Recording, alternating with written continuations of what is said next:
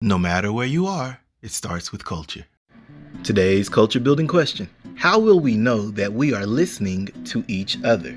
Simon Sinek says, listening is not understanding the words of the question asked. Listening is understanding why the question was asked in the first place.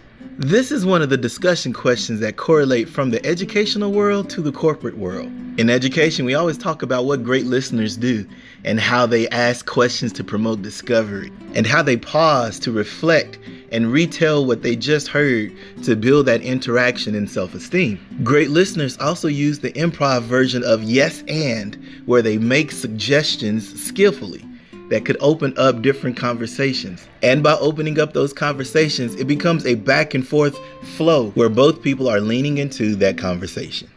Joseph Folkman described the levels of listening. Number 1, create a safe environment to discuss. Number 2, clear away distractions and make that eye contact. Number 3, understand the substance, ask questions, confirm it. Number 4, observe nonverbal cues. 80% of communication is nonverbal. Number 5, understand emotions and feelings about the topic. Sympathize and empathize with it.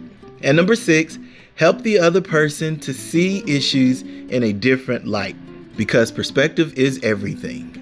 Leaders, administrators, in order to build the culture, you'll have to work this active listening muscle.